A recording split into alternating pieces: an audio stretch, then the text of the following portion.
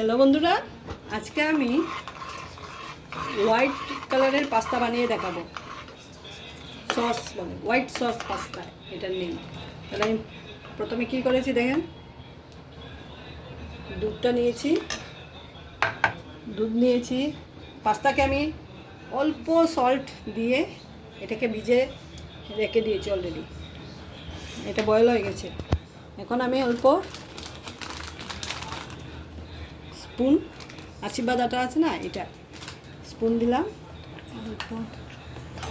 অল্প বাটার দিয়ে দিলাম, তারপর এটাকে দুধের মধ্যে দিয়ে দিলাম, তারপর এটাকে ভালো করে মিক্স করে দিলাম।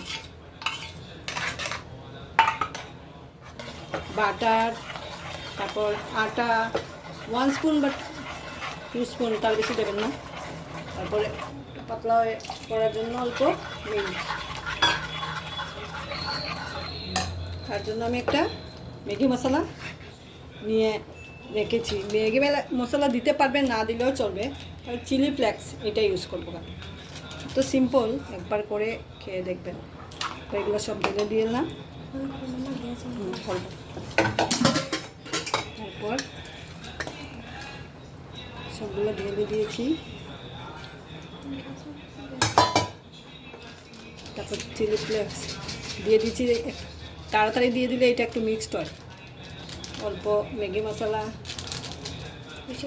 ফাস্ট করে নিলে তাড়াতাড়ি হয়ে যায়, কম সময়ে সব কিছু হয়ে যায়। তারপর এটাকে ভালো করে মিক্স করে দেবো।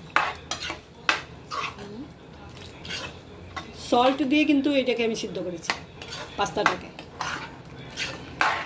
আর দুধটা যে দেখেছেন, এটা গরুর দুধ। আর তো এটা চিলি ফ্লেক্স প্যাকেট, এগুলো তো এমনিতেই পাওয়া যায় পাড়ার দোকানে। এই যেগুলো হাতের সামনে পাওয়া যায়, এগুলো ইউজ করে আমি ব্রেকফাস্ট বানিয়ে নিই। এটা সবার ঘরেই থাকে এইগুলো জিনিস। ছোটো ছোটো, দামও বেশি হয় না। এটাকে বন্ধ করে দেবো অল্প। তারপর আমি দেখেন, এটা তো ঠিক হয়ে গেছে। অল্প ঘন হয়ে গেলেও আমি অল্প করে জল দিচ্ছি। বাটির মধ্যে জলটা গুলেছিলাম, আটাগুলো গুলে রেখে দিয়েছিলাম, এইটাকে ঢেলে দিচ্ছি। এখন এটার মধ্যে পাউডার মিল্ক, এটা তো অ্যাভেলেবল সবাই পরেই থাকে। আর তারপর এটাকে বন্ধুরা, এটাকে সাবস্ক্রাইব করবেন আর একবার বানিয়ে খেয়ে দেখেন কীরকম লাগে। এটা টেস্টি হোয়াইট সস পাস্তা।